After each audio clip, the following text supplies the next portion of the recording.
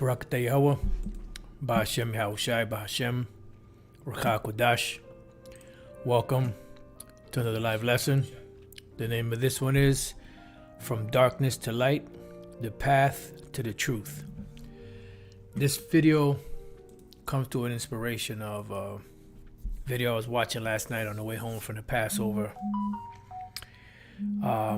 with the elders and the brothers out there in the Dallas camp. They were doing a pre-Passover lesson. They were going into Revelation, the 11th chapter. They were going into, Jake, the dead bodies and them being in their dead state. And, it just led me to start meditating on, pretty much, in for lack of better words, the whole path to the truth, especially in these times, because in these times that we live in, or just prior to these times, the path to the truth was very dark. And seeing that Esau put, Jake in a really bad predicament, as far as, from the late 1400s until Jake was, be able to kind of express his opinions and point of view and feelings. There was a dark cloud that covered us. And even when Jake would find out that they were Israelites, there was still a lot of secrecy that had to be kept, for fear of what the so-called, masters would do. So it's been a long, hard road, to get to this point. But nevertheless, it's out in the open. So like I said, it got me to thinking of a lot of different things. I was doing a little research earlier. Hopefully the Spirit allows me to remember, some of the more pertinent and important parts of it to build this lesson. So the name of the lesson, once again, is From Darkness to Light, the Path to the Truth. Because as we all know, we go to, let's start in Isaiah 60. And we're going to go straight to the point, verse 2. For behold, the darkness shall cover the earth, and gross darkness the people. This is dealing with the Israelites. That we would be covered in utter darkness. Because as a scripture that we go to a lot to really accentuate that, and even the elders went over it last night, is Proverbs 21:16, where it says, the man that wandereth out of the way of understanding shall remain in the congregation of the dead. Right, and that's what a place where there's no order. That's a place where you don't see the light in front of you to guide you. You're walking around as blind men, as a prophecy states in the curses. You shall grope at noonday as a blind gropeth for the wall, something along those lines. And that's pretty much the uphill battle that we've been fighting in this society. And even now that the truth is out in the open, we're still fighting an uphill battle because we got demons among the nations, which we've always had. And we've even got a big amount of demons from even our own nation, that come up against us and try to bottle this truth back up. But the truth is already out. It's out in the open. It's no going back. Let's go real quick here to the book of 2nd Ezra, chapter 6, and verse 28. This whole chapter is bad, but verse 28 is the main point. It says, as for faith, it shall flourish. Why? Because at one time, faith was not flourishing.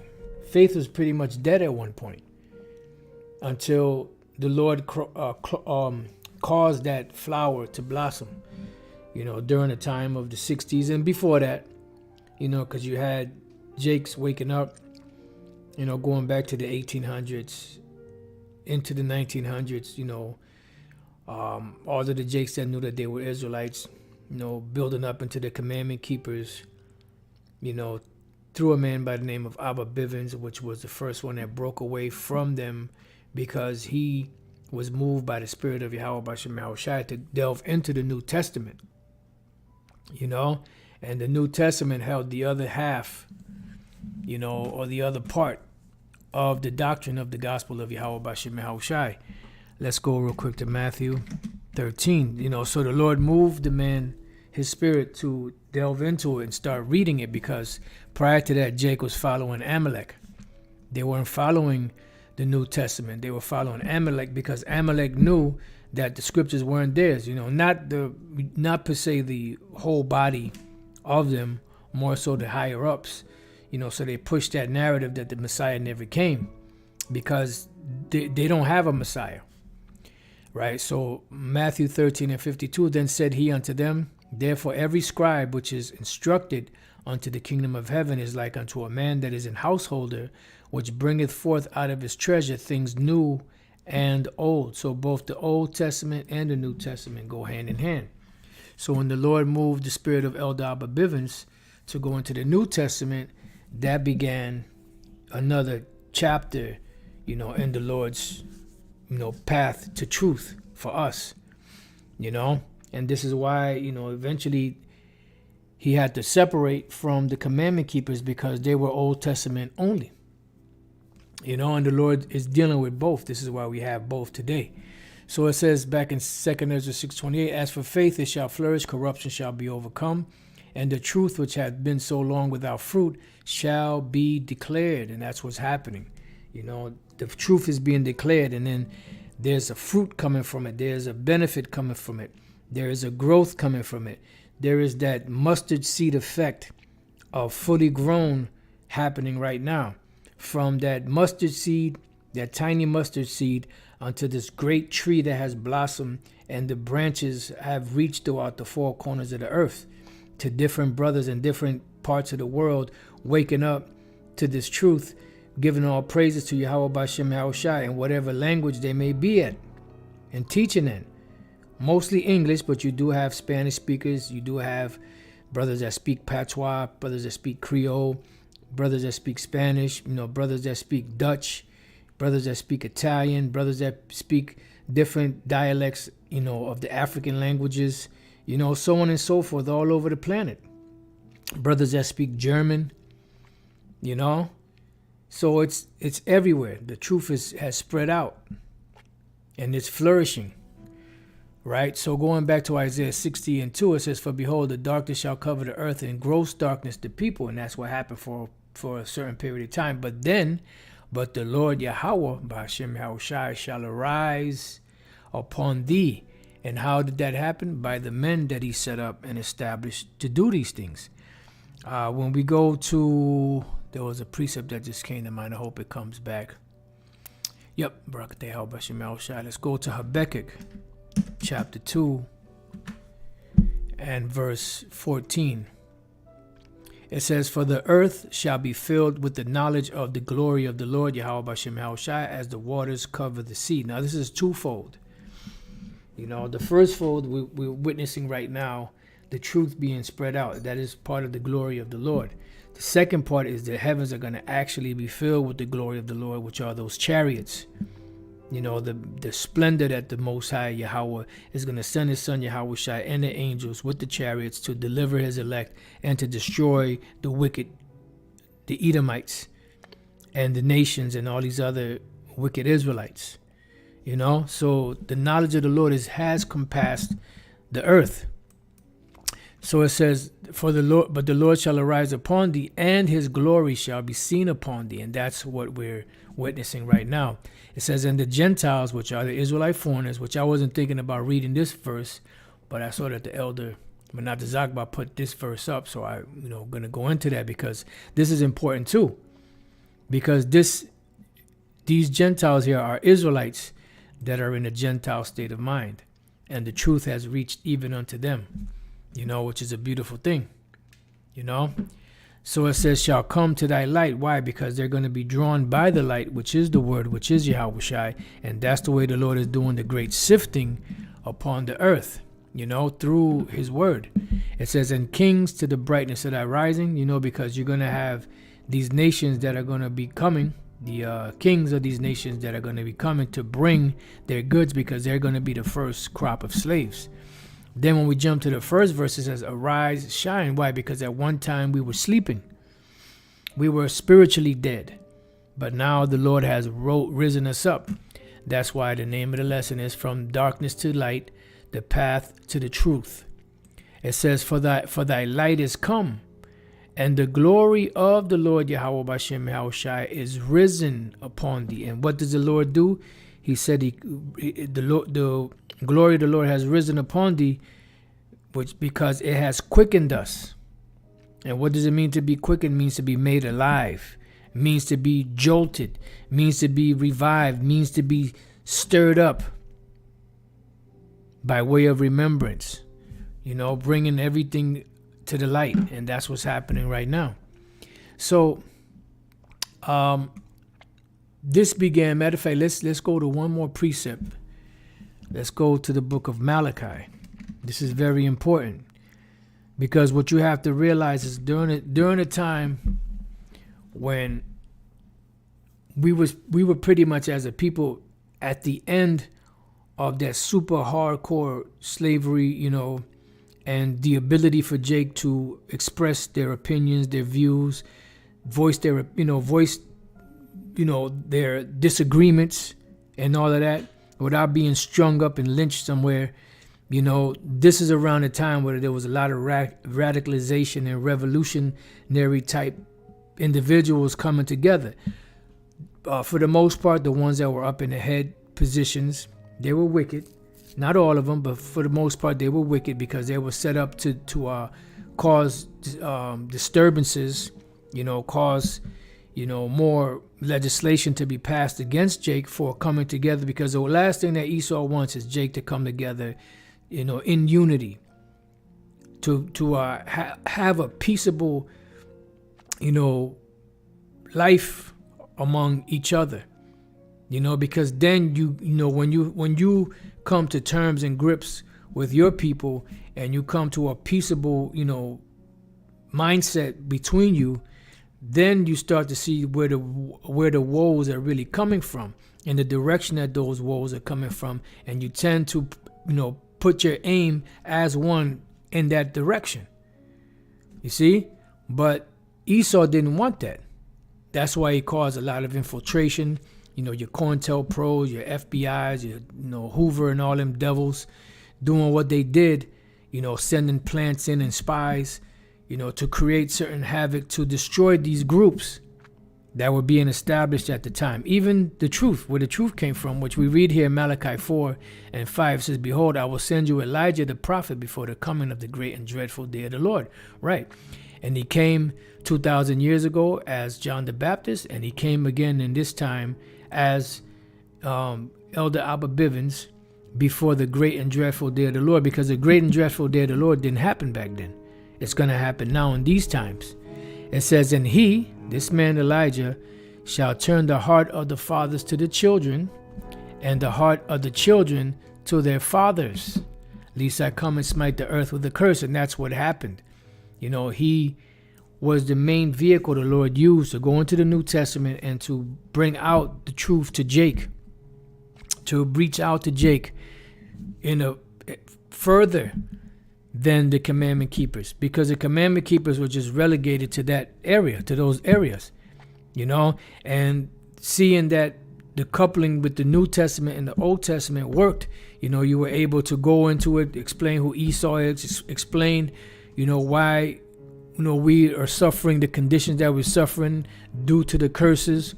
And this is why the curses are very, the curses in the scriptures are a threat to Esau and to their religion.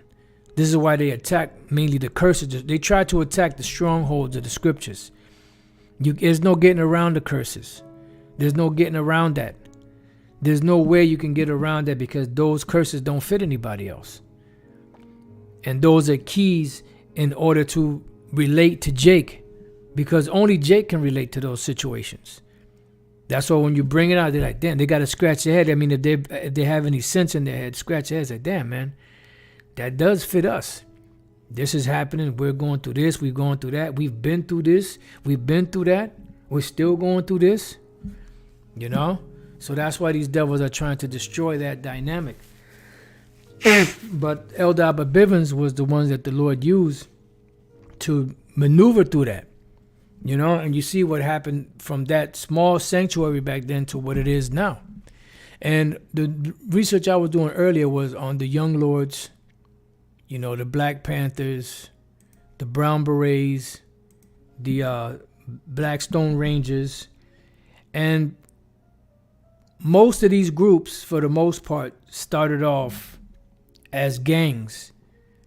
They were killing each other. They were, you know, hammering and beating down on each other. Then you had certain of them, when the Black Panther Party movement was set up, even though the heads of them were, you know, spies, they were set up, they were plants, but the whole issue that was going on was noble, but they just didn't have the truth. And that goes into Ezekiel, the 37th chapter, because you had a whole valley of dry bones, which represents the nation of Israel, coming together for a particular cause, but they couldn't get down to the bottom of it because they didn't have the main ingredient, which was the truth.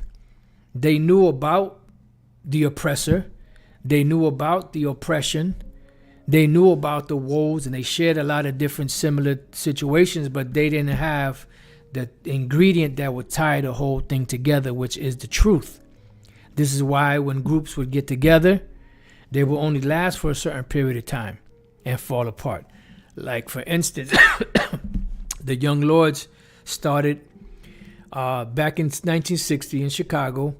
They were actually a gang. Then they started getting together, speaking about the woes of, you know, Esau. Then they opened up other chapters in different places. They were following behind, you know, the blueprint that was established by the Black Panthers. But the problem was that I believe it was 68 when they really were bringing hell upon Esau verbally.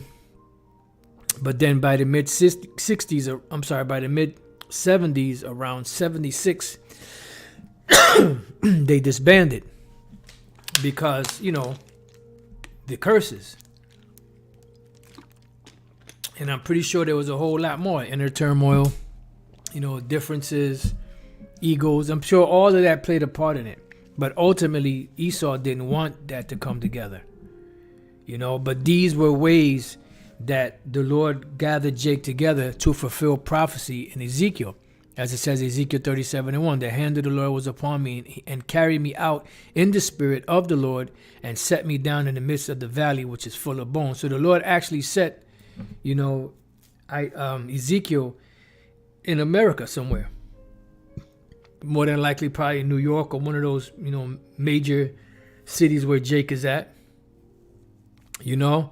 And they pretty much, he saw Jake walking back and forth, but he saw them as bones because they didn't have any understanding.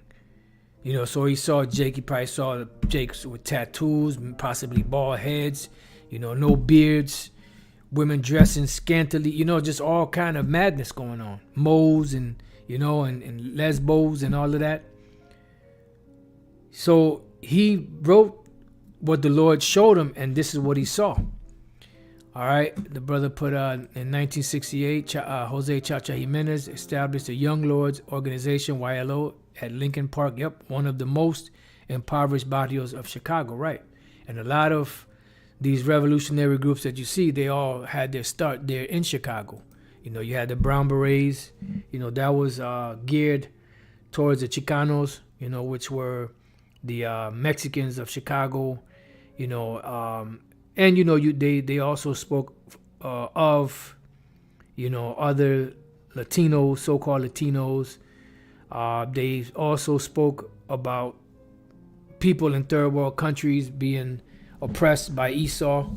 Then you had the Young Lords that pretty much that was a combination of Judah and Ephraim, because some of the members of the young lords intermingled with Ephraim, and vice versa.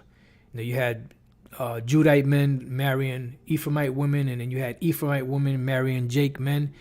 So when it came to the struggle of them both, they saw the same things in their neighborhoods. So this is all the bones of the Lord coming back together. But the problem was they didn't have the main ingredient of the truth. So going back to Ezekiel 37:2, it says, "And caused me to pass by them round about. Behold, there were very many in the open valley, and lo, they were very dry." Why? Because they had no understanding. They had the mindset of coming together. They understood that they were being oppressed. They understood who the oppressor was, but they had no glue there to keep them together. So it says, and then you had Esau on the other hand, pushing his bullshit. "And he said unto me, Son of man, can these bones live?" And how could the bones live? They had to have that breath in them. It's not so much as coming together as a people, same problems. Let's come to a solution that will benefit all of us. It's also knowing who you are, knowing who your power is, who your God is, knowing what his mission is, what he wants of us, so that we can please him, so that he can cement us and establish us. And that's what Jake was missing back then. They had all the key ingredients except for the main ingredient.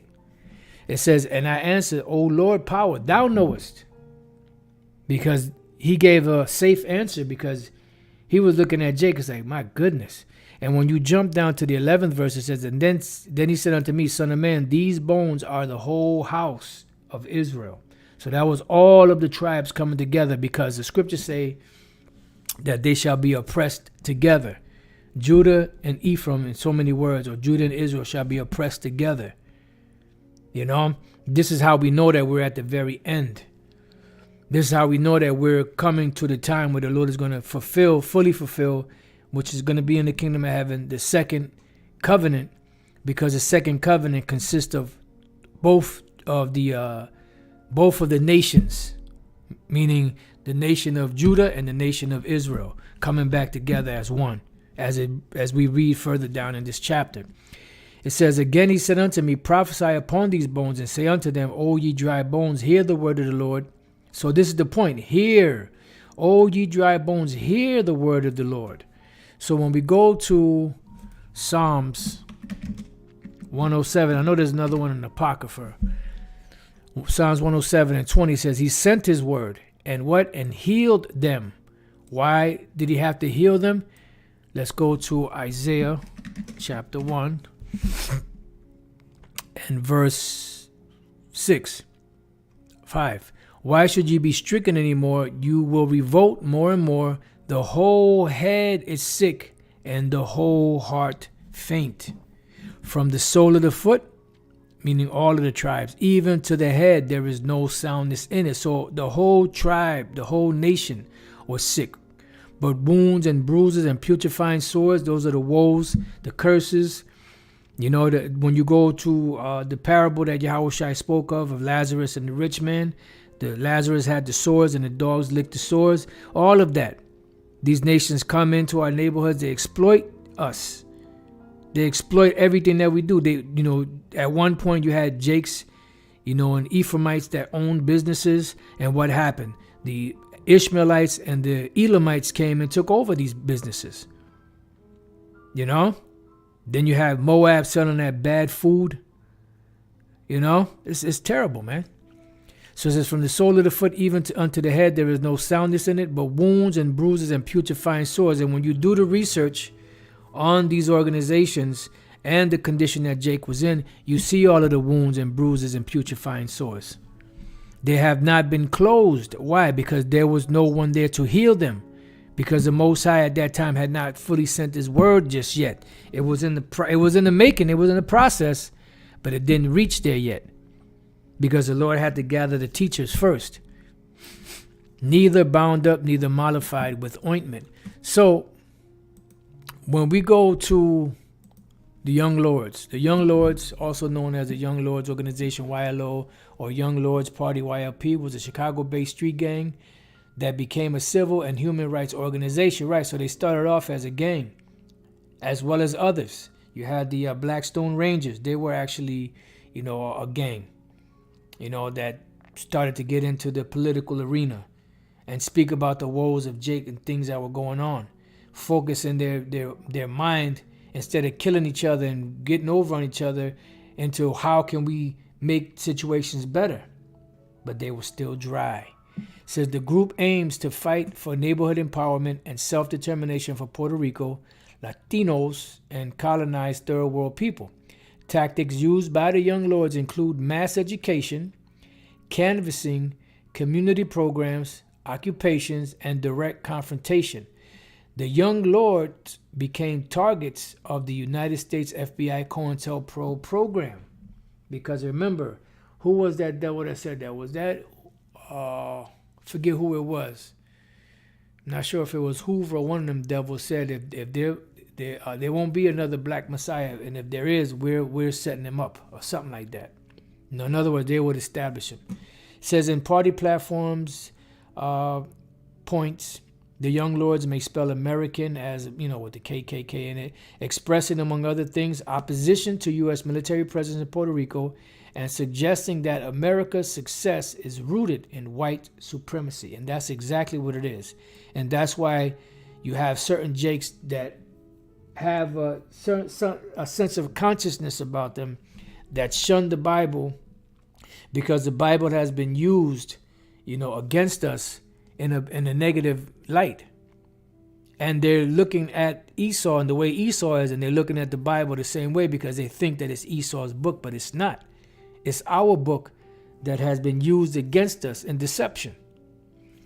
It says the platform follows a mission clearly stating we demand immediate withdrawal of U.S. military forces and bases from Puerto Rico, Vietnam, and all oppressed communities inside and outside the U.S.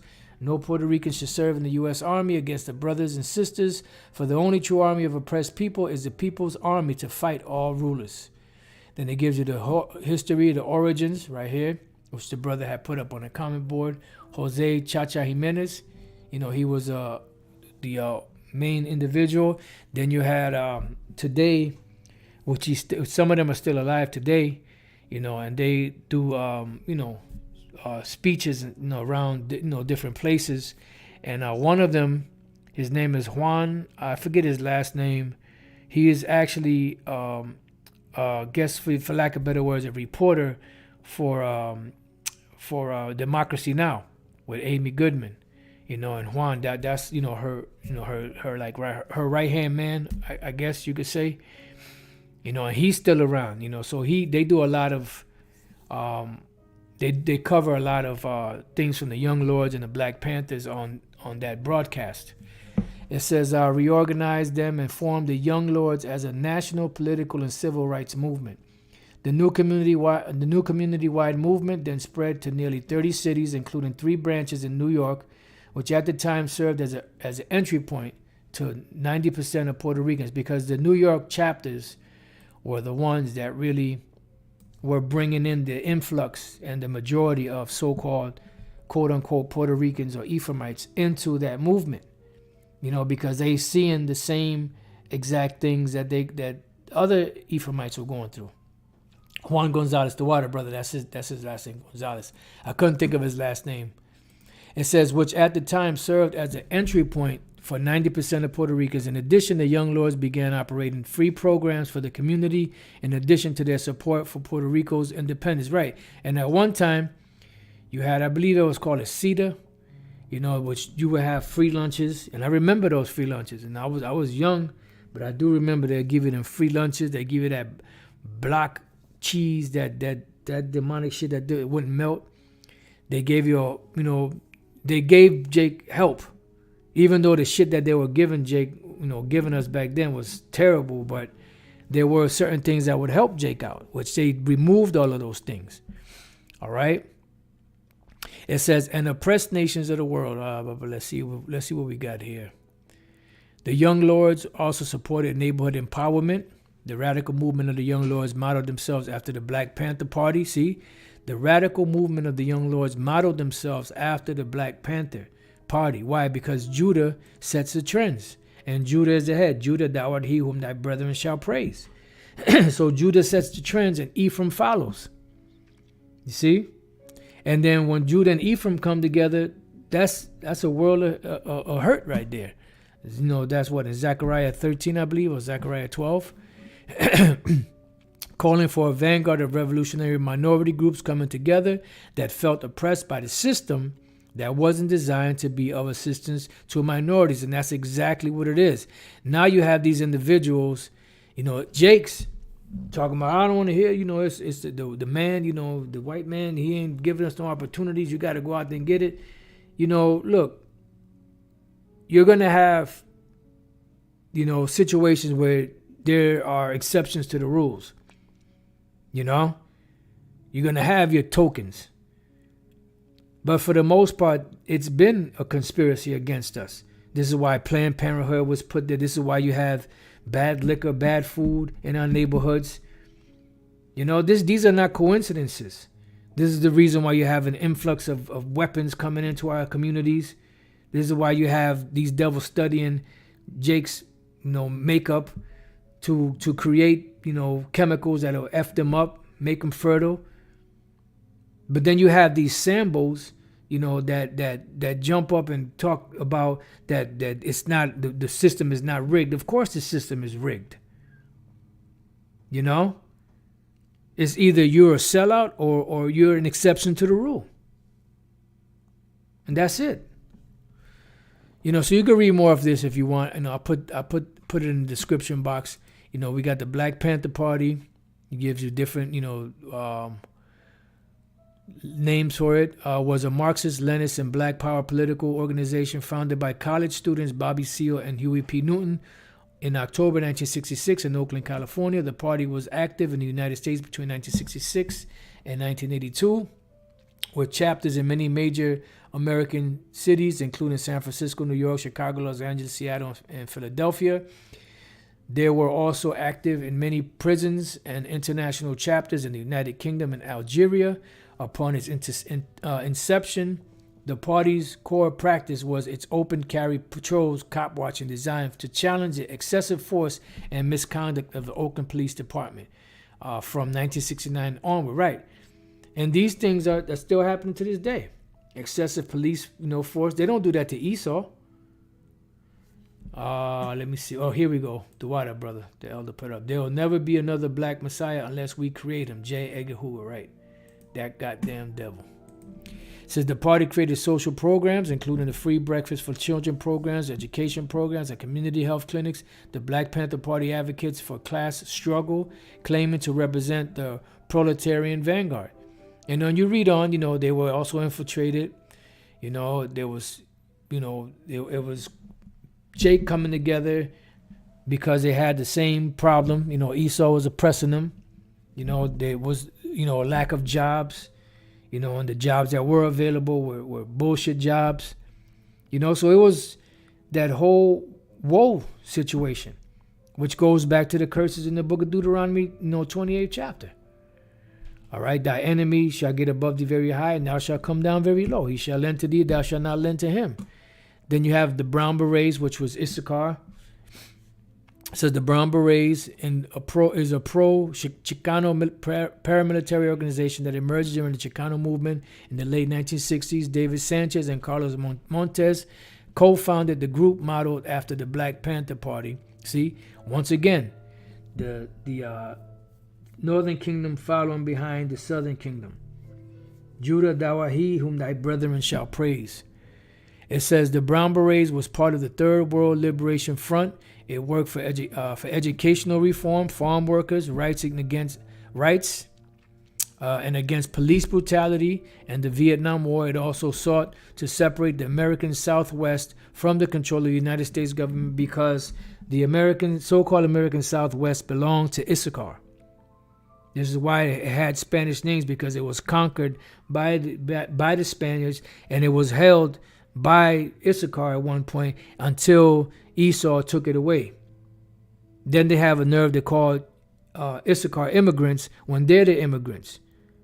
Talking about get out of my land. This was their land before it was your land. And you, like the scripture said, you go and you take stuff that is not yours, that don't belong to you. It says the Brown Berets' high visibility and paramilitary stance made it a key target for infiltration and harassment by local police, the Federal Bureau of Investigation, FBI, and other law enforcement agencies. The same story over and over again.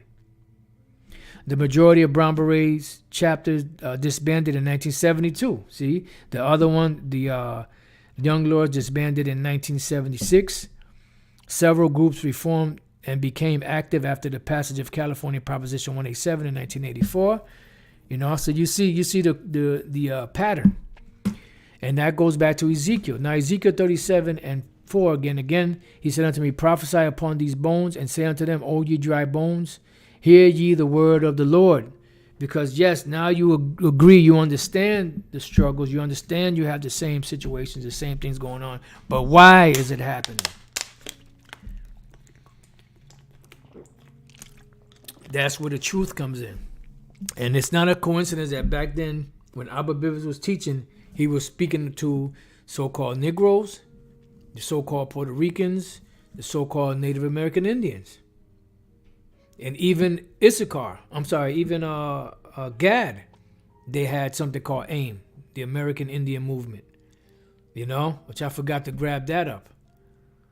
You know, so there was a lot of, you know, groups set up by Jake because of the oppression and, you know, the way they were being treated. It says, thus saith the Lord power unto these bones, behold, I will cause breath to enter into you, and you shall live. Right. And they did live to a certain degree.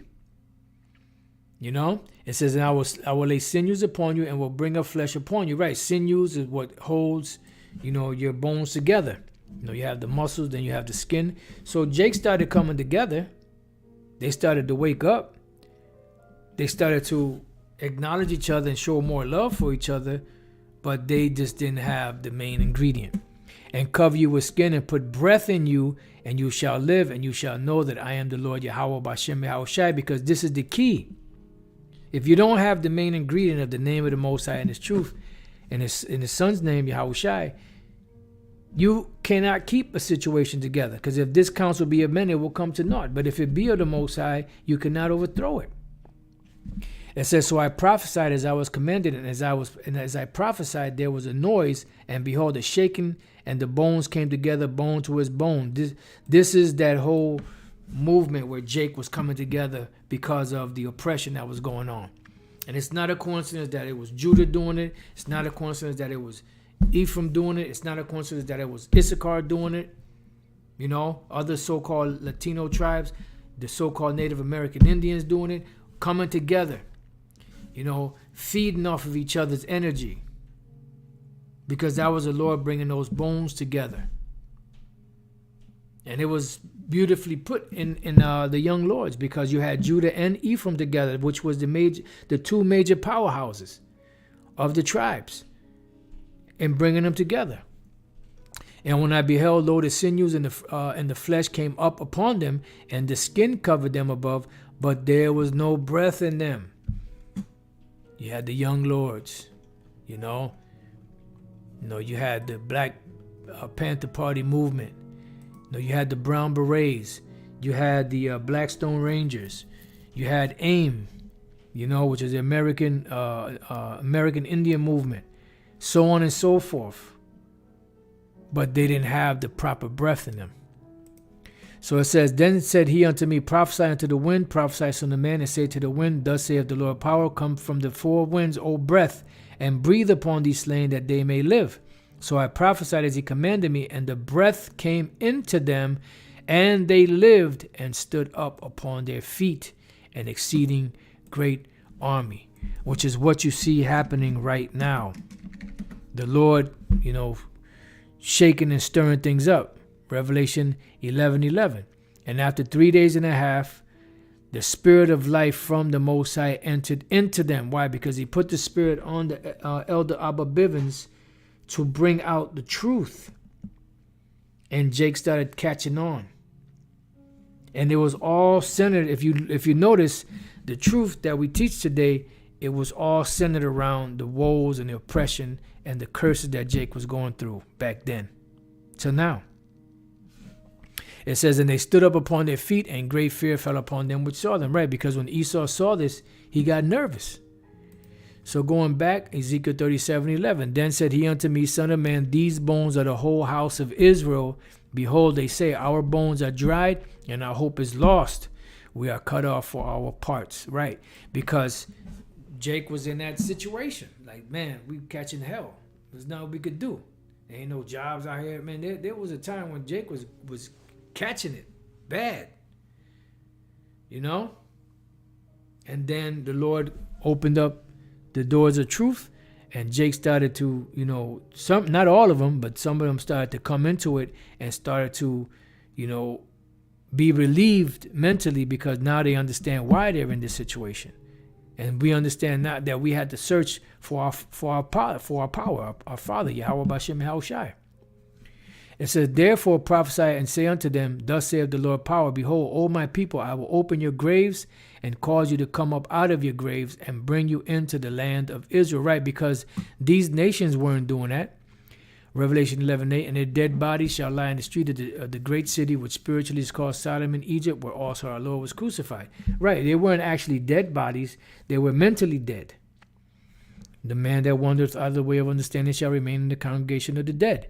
And they of the people and kindreds, which is what? The other nations and tongues, right? And nations shall see their dead bodies 3 days and a half, right? When Jake was going through captivity, right? And shall not suffer their dead bodies to be put in graves, meaning they will not, give them the proper understanding of who they are so that they can be put to rest. It says, and they shall dwell upon the earth. And they that dwell upon the earth shall rejoice over them and make merry, right? Because they were sending gifts to each other. What you think those gifts were? Slaves. Because now people are talking, well, it wasn't just the slaves that were coming to America that was, they were Arabs that were selling. No shit, we've been talking about. There was even their own people that were selling their own. Yeah, we've been talking about that. But the point is that the devils that took Jake into captivity over here, and the ones that came here and took these lands from Jake, they're not going to get away. Do you think because your own people did something to you that negates, you getting justice from another nation that did you wrong? No. You're going to get yours money. And shall send gifts one to another, because these two prophets, which are the true nations, the two nations of Judah and Israel, tormented them that dwelt on the earth. All right. So going back to Ezekiel 37:13, and you shall know that I am the Lord when I have opened your graves, O my people, and brought you up out of your graves. And this is why the 12 tribe sign is so important, because that is a part of resuscitating or reviving or resurrecting Jake out of the grave. Bringing them out of the congregation of the dead into the congregation of life. And shall put my spirit in you, and you shall live, and I shall place you, right, and I will put my spirit in you. So how did the Spirit of the Lord come into us? Well, the Lord spoke his word. Let's go to Jeremiah 3:15. It says, and I will give you pastors according to mine heart, which shall feed you with knowledge and understanding. Right. So the Lord made a way for us to be able to be quickened. Matter of fact, let's go to that. Ephesians 2:1. And you hath he quickened, who were dead in trespasses and sins. See? So now we were able to be awoken and understand and acknowledge that we went off. And now the Lord got us on the right path. It says back in Ezekiel 37:14, and shall put my spirit in you, and you shall live, and I shall place you in your own land, because that's the next step after the awakening, after the deliverance. Then shall you know that I, the Lord, have spoken it and performed it, saith the Lord, Yahweh Bashem Yahushai. Reunion of Judah and Israel. This only happened here in the Americas. This didn't happen anywhere else. See, because all of the tribes are being oppressed here together, and all of the tribes are being brought back here together.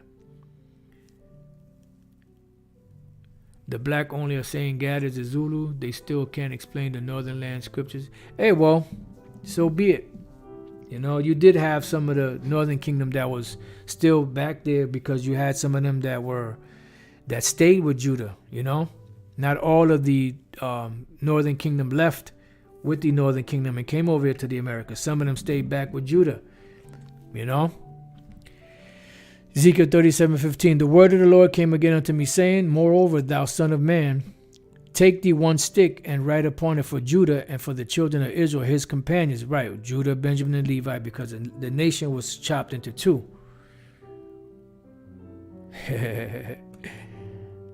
GMS, South Carolina. We don't want Morpheus to get on you, brother.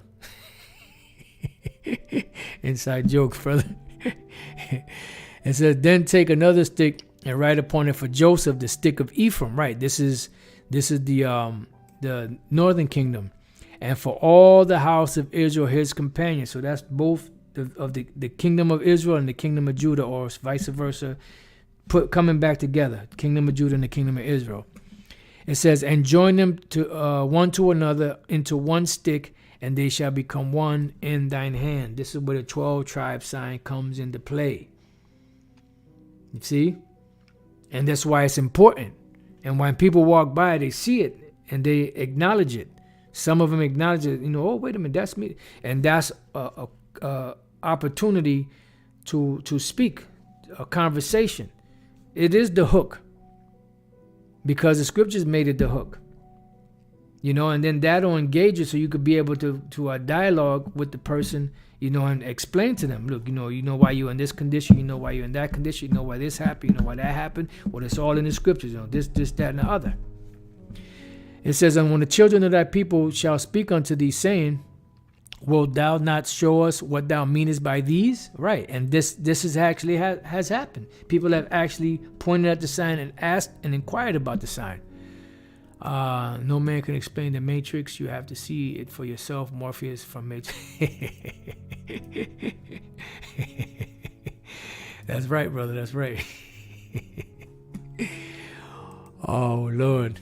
It says, say unto them, thus saith the Lord power, behold, I will take the stick of Joseph, which is in the hand of Ephraim, and the tribes of Israel, his fellows, that's the northern kingdom, and will put them with him, even the stick of Judah, and make them one stick, which is the southern kingdom, and they shall be one in mine hand. So the Lord caused this whole shaking up to happen.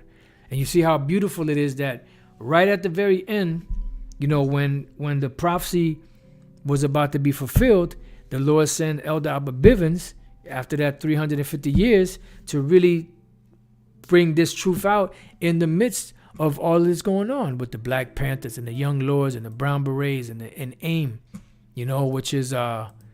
which AIM was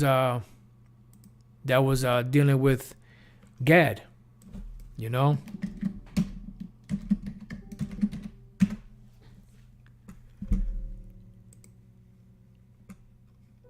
There you go. AIM, American Indian Movement, 1819, 1973, 1990. And you see Gad right there coming together to express their disapprovals and, and the woes that were going on from Esau. So this is not a coincidence that all of this was going on during this time period. And if you're spiritual, you can see it. It says, and the stick whereon thou writest shall be in thine hand before their eyes. And that's exactly what happened. And this is why you see a lot of Israelites waking up. And that pretty much, that 12 tribe sign is something that helps attract attention. Whether it's negative or positive. So pretty much from darkness to light, the path to the truth. I pray that you brothers and sisters have been edified. Till the next time I say, Shalom.